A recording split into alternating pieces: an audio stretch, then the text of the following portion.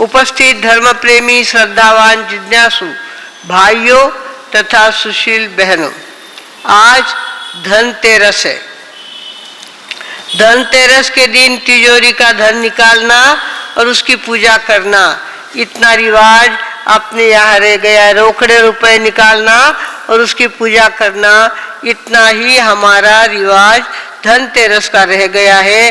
बाकी तो सारा फरार करने में और साफ सफाई करने में दिवाली के दिन जाते हैं। भगवानों, वास्तव में देखा जाए धनतेरस के दिन धन्वंतरी नाम के आयुर्वेदिक आचार्य का जन्म हुआ है। आयुर्वेदिक आचार्य थे जिनका नाम था धन्वंतरी, और धन्वंतरी नाम होने के कारण से, और वो तेरस का दिन था, इसके लिए धनतेरस, धनतेरस ऐसा नाम पड़ गया। वे आयुर्वेदिक आचार्य थे और किस तरह से स्वास्थ्य को स्वस्थ रखना, इस बातों में उन्होंने बहुत ज़्यादा रिसर्च किया, पढ़ाई करी और सभी शास्त्रों का अभ्यास करते हुए उन्होंने अपना ज्ञान बढ़ाया था। उनका नाम दिवोदास था, दिवोदास नाम था, और आगे चलकर उनको धन्वंतरी धन्वंतरी कहने लग गए। भगवानों, ये धन्वंतरी का जन्म आज के दिन हुआ था। ये 14वां रत्न है। कितने रत्न है कुल मिलाकर के? 14 रत्न। 14 रत्न है। 14 रत्न निकाले या शुभदिनी जरूर। तर 14वां रत्न है धन्वंतरे, यानी आयुर्वेद का अमृत। आयुर्वेद की दवा लेने के बाद अंदर की बीमारी को ठीक कैसे किया जा सकता है, आदि सारी बातें धन्वंतरों ने बताई है। भगवानों, आज धन्वंतरी का जन्म हुआ, इसके लिए धनतेरस ऐसा नाम इसका पड़ा है। काशी के राजा थे और काशी के पड़ोस में ही सुवर्णपट्टम नाम का गांव था। वहाँ के राजा का नाम सुवर्णसेन था और वो राजा बहुत ज़्यादा व्यवस्थित ढंग से अपना राज्य चलाता था, पर उसके मन में था काशी का राज्य भी मुझे मिल जाए, काशी का राजा भी मैं बन जाऊं, ऐसी उसकी भावना थी। क्योंकि सुवर्णपट्टम एक छोटा सा राज्य था और काशी बहुत बड़ा राज्य था, उस पर हक करने की उनकी इच्छा हुई थी। वो उदास बैठे थे। पहले यहाँ पे हमारे देश में राज नर्तकियाँ होती थी। राज नर्तकियाँ यानी खाली नृत्य करके दिखाना, बाकी गलत काम कोई करना नहीं, ऐसी राज नर्तकियाँ होती थी। तो उस राज्य में सिंहल द्वीप में सुवर्णसेन राजा के राज्य में प्रवीणा नाम की राज नर्तकी थी। प्रवीणा नाम की राज नर्तकी थी और वो राजा को प्रणाम करने के लिए आई। उसने देखा राजा का चेहरा उतरा हुआ है, क्या बात है? उन्होंने कहा, राजन क्या बात है, कहो। उसने कहा, भैया मन में कुछ भी आता है, ऐसा लगता है काशी का राज अपना हो जाए, काशी का राज अपना हो जाए, बस यही दिमाग में फितूर समाया हुआ है। प्रवीणा ने कहा, ऐसी कौन सी बड़ी बात है, ये काम मैं करूंगी। क्या कहा? ये काम मैं करूंगी, वहां के राजा को हराऊंगी और वहां का राज आपके सुपुर्द करके रहूंगी, ये काम मेरा है। और उसने समाचार भेज दिए सुवर्णपट्टम राजा राज्य में, सुवर्णसेन राजा के दरबार में समाचार भेज दिए। कावेरी तट पे ये शहर था, ये शहर का था कावेरी पट में शहर, कावेरी नदी के किनारे ये शहर था। उसने समाचार भेज दिए कि प्रवीणा आपके यहाँ आकर के अपनी कला दिखाना चाहती है, आप अपना समय और अपनी जगह निश्चित करें। अरे बाप रे, प्रवीणा अपने यहाँ आ रही है, बिना बुलाए आ रही है, इससे बड़ी और क्या बात हो सकती है। राजा ने समाचार भेजे, आपका सहर्ष स्वागत है, आप यथाशक्ति जल्दी पधारो। और समय पे प्रवीणा अपनी साज सज्जा के साथ वहां पे गई, स्टेज पे खड़ी हो गई। पूरा शहर नहीं, आजू बाजू के लोग भी वहां पे आए थे, क्योंकि प्रवीणा इतनी होशियार थी कि वो सूचिका नृत्य कर सकती थी। सुइया चारों तरफ से गाड़ी हुई हो और नाच करते करते अंगूठा बराबर 4 सुइयों के बीच में रखना, सुई के ऊपर अंगूठा नहीं जाना चाहिए, और एक तरफ पंखे की तरफ नाचना और दूसरी तरफ अपना पैर व्यवस्थित रखना, ऐसी सूचिका नृत्य भी उसको आता था। बड़ी एक्सपर्ट नर्तकी थी वो। और सारे लोग, आजू बाजू के पंचक्रोशी के लोग वो सारा देखने के लिए आ गए। राजा ने समाचार दे दिए, स्थान जाहिर कर दिया और लोग वहां पे इकट्ठे हो गए। तो प्रवीणा ने अपना नर्तन चालू किया, ऐसी पंखे की तरह नाची वो। इतना सुंदर दृश्य उसने किया कि उसके बाद तो तालियों की गड़गड़ाहट वहां हो गई, तालियों का इतना नाद हो गया, लोग देखते रखे। ऐसा नृत्य तो हमने कभी देखा ही नहीं, ऐसा नृत्य आज हमने देखा है। और नृत्य देखने के बाद राजा ने कहा, प्रवीणा मांगो, जो चाहो सो मांगो, ये राजा तुम पर प्रसन्न है और तुम्हें जो चाहे वो देने को तैयार है। उसने कहा, राजन मुझे मेरे सवाल का जवाब चाहिए। क्या कहा? वस्तु के रूप में कुछ नहीं चाहिए, मुझे मेरे सवाल का जवाब चाहिए। तो बोले, पूछो कौन सा सवाल है तुम्हारा? उसने कहा, दुनिया का सर्वश्रेष्ठ खाद्य कौन सा है? दुनिया का सर्वश्रेष्ठ खाद्य पदार्थ कौन सा है? अब सारे आशोपेश में पड़ गए। अरे बाप रे, खाद्य कौन सा कहे? जो कहे वही अच्छा है। मिठाई का नाम लो तो भी चलता है, ड्राई फ्रूट का नाम लो तो भी चलता है, अनाज का नाम लो तो भी चलता है। सभी एक दूसरे का मुंह देखने लग गए। उस समय मंत्री विवेक पाणी बहुत बूढ़े हो गए थे, तो उनको पता था कि एक चैलेंज देने वाली नर्तकी मेरे राज में आ रही है। उस समय मेरा वहां होना बहुत जरूरी है और समय आने पर मैं भी उत्तर दे सकता हूँ। तो मंत्री विवेक पाणी आए हुए थे और इसने जब सवाल पूछा कि दुनिया का सर्वश्रेष्ठ खाद्य पदार्थ कौन सा है, सारे एक दूसरे का मुंह देखने लग गए। गुलाब जामुन नाम ले क्या, जलेबी नाम ले क्या, ये नाम ले क्या, वो नाम ले क्या, इस तरह से बोलते रहे, विचार करते रहे। तब मंत्री विवेक पाणी ने कहा, राजन आज्ञा हो तो मैं इसका जवाब दे सकता हूँ। राजा ने कहा, नेकी और पूछ पूछ। अरे जवाब देना ही तो है, अपने यहाँ ये सवाल पैदा हुआ है, सबसे श्रेष्ठ राज्य खाद्य पदार्थ कौन सा है? मंत्री विवेक पाणी खड़े हुए, हाथ में काठी लकड़ी लिए हुए थे, लकड़ी के आधार पर खड़े हुए और उन्होंने कहा, जाओ तुम्हारे राजा को कह दो दुनिया का सर्वश्रेष्ठ खाद्य पदार्थ है भूख। कौन सा है? भूख लगने के बाद चाहे जैसा हो, भूकेला तोंडा आणि निजेला ढोंडा।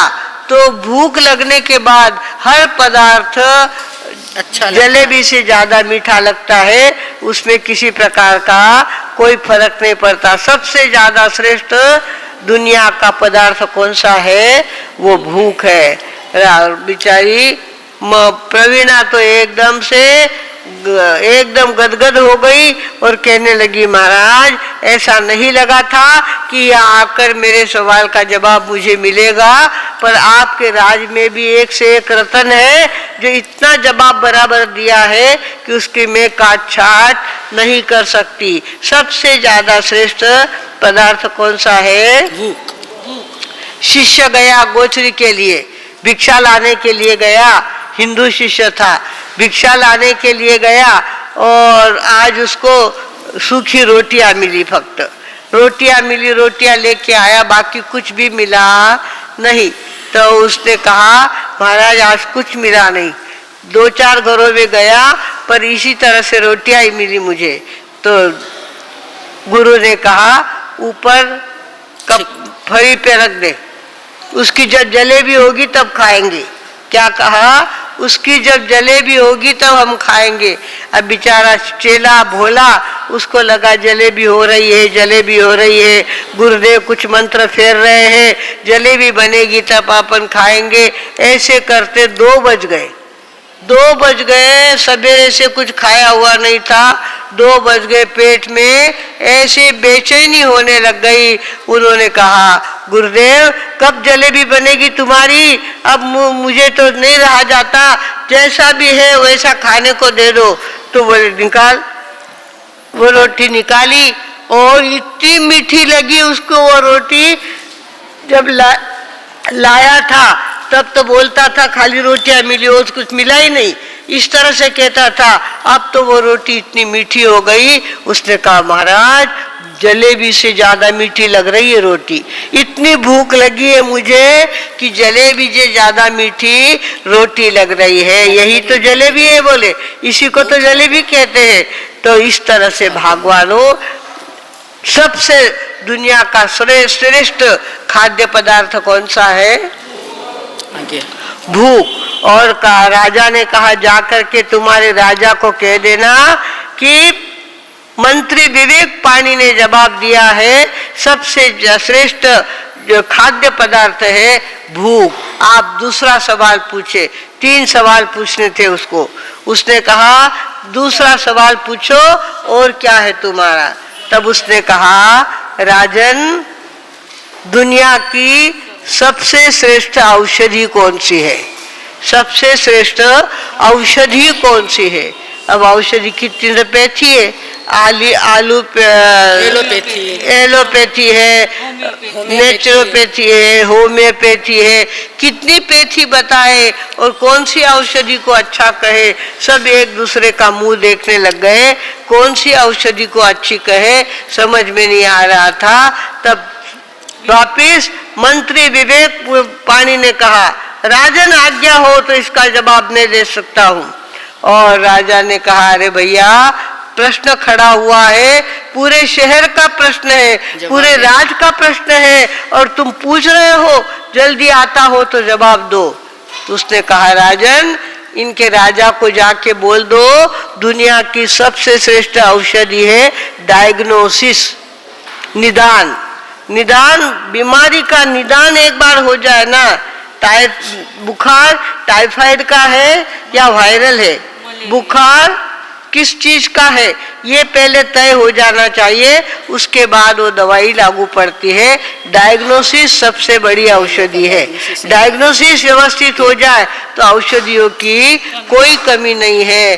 बेचारी प्रवीणा तो एकदम ढीली हो गई। अरे बाप रे, दूसरा जवाब इतना कठिन सवाल भी आपने छुड़ा दिया, इतने कठिन सवाल का जवाब भी आपने दे दिया कि सबसे श्रेष्ठ औषधि कौन सी है?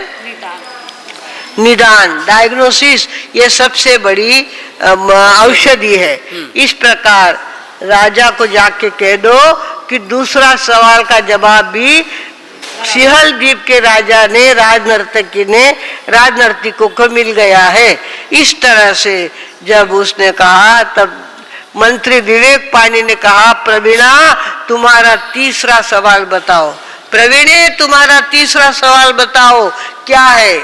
उसने कहा मेरे तीसरे सवाल को कहूँ उसके पहले विचार करना पड़ेगा कि आपको जवाब आएगा या नहीं आएगा।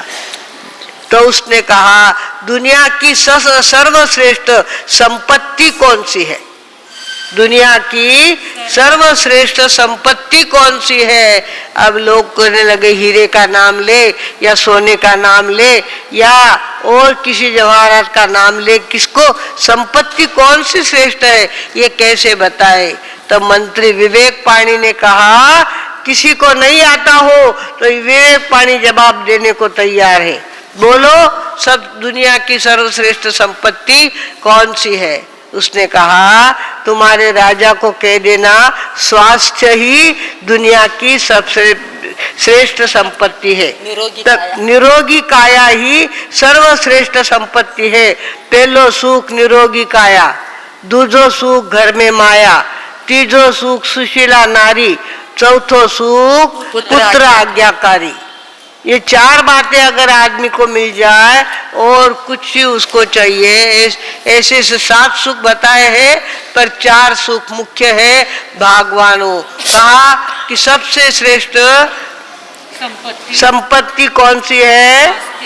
स्वास्थ्य ही सबसे श्रेष्ठ संपत्ति है। बिचारी प्रवीणा तो एकदम ढीली हो गई थी, उसको लगा था सवाल के जवाब राजा नहीं दे पाएंगे, तब उसके बदले में मैं राज मांग लूंगी और मेरे राजा को ये सुवर्ण पट्टम का राज्य अर्पित कर दूंगी। किंतु तीनों सवालों के जवाब इतने सुंदर मंत्री विवेक पानी ने दिए कि सारे एकदम ठंडे हो गए।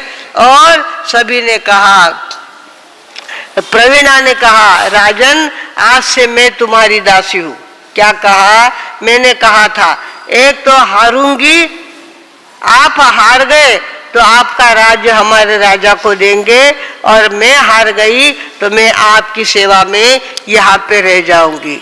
तो प्रवीणा ने कहा आपकी सेवा में मैं रहने को तैयार हूँ, तीनों सवालों के जवाब मुझे बराबर मिल गए हैं, अब आप जहाँ जैसा कहो वैसा मैं करने को तैयार हूँ। तो राजा ने कहा प्रवीणा हम दूसरे की संपत्ति हड़पना नहीं जानते, तुम अपने राज में रहो, अपने राज की शोभा बढ़ाओ, अपने राज्य की शक्ति बढ़ाओ, हमें कोई एतराज नहीं है, तुम अपने जहाँ से आई हो वहीं पे सुरक्षित पधार जाओ। इस तरह से भगवानों आज धनतेरस का जो दिन है वो वास्तव में धनतेरस है। क्या है? धनतेरस है। धन्वंतरी का जन्म हुआ था। धन्वंतरी ने औषधियों का रिसर्च किया था, औषधियों का शोध लगाया था, कितनी औषधि लेने के बाद हमारा स्वास्थ्य ठीक रह सकता है। इस तरह से बैलाच्या मूत्रामध्ये हळद घालून घ्या म्हणजे तुमच्या पोटात खडा असलेल तो बाहर पड़ेल। इस प्रकार हमारे गुलाबचंद जी यहाँ पे थे दावतवाड़ी को, वो इतना सुंदर उत्तर देते थे, इतनी सुंदर दवा देते थे कि एक बार दवा लेने के बाद सामने वाला ठीक हो जाता था। कुछ लोगों को अंतर की शक्ति होती है और डायग्नोसिस बराबर करते हैं, बराबर औषधि देते हैं। तो भगवानों इस तरह से आज का दिन धनतेरस का है या धनतेरस का है? धन्वंतरी का जन्म हुआ था, उन्होंने आयुर्वेद का रिसर्च किया था, आयुर्वेद ढूंढ के निकाला था, इसके लिए धन्वंतरी नाम था, इसके लिए उसका नाम हमने क्या कर दिया? धनतेरस कर दिया। और धनतेरस करने के बाद तिजोरी के पैसे निकालना और उसकी पूजा करना, इस तरह से हमने चालू कर दिया। वास्तव में जाए तो आज धनतेरस नहीं है, आज क्या है? धनतेरस है। आज धनतेरस है और कल हमको देखनी है 4 देवियां और 4 राक्षस। 4 देवियां और 4 राक्षस को कल हम देखने वाले हैं। हमारे पास कितनी देवियों ने अड्डा जमाया है और कितने राक्षसों ने हम पर कब्जा किया है, ये कल हम देखने वाले हैं। भगवानों आज की धनतेरस हमें कहने आई है, ज्याच्या हाती जसा येईल तसा वेळ काढायचा, ज्याच्या हाती जसा येईल तसा वेळ काढायचा आणि वरतून हुकूम आला की मालकी हक्क सोडायचा, वरतून हुकूम आला कि मालकी हक्क सोडायचा। इस तरह से हमें अपने जीवन में अपने जीवन के एक एक दिन का सदुपयोग करना आना चाहिए और समय पर योग्य हमको ट्रीटमेंट मिलनी चाहिए। सबसे श्रेष्ठ खाद्य पदार्थ कौन सा है, सबसे श्रेष्ठ दवा कौन सी है और सबसे श्रेष्ठ औषधि कौन सी है, इसका चिंतन अगर आप करोगे और वो अपने जीवन में उतारने का प्रयत्न करोगे तो निश्चित रूप से इस जीवन में तो शांति मिलेगी ही, अगले जीवन में भी अनंत सुख मिले बिना नहीं रहेगा। इतना बोलकर अब मैं विराम लेती हूँ। ओम शांति।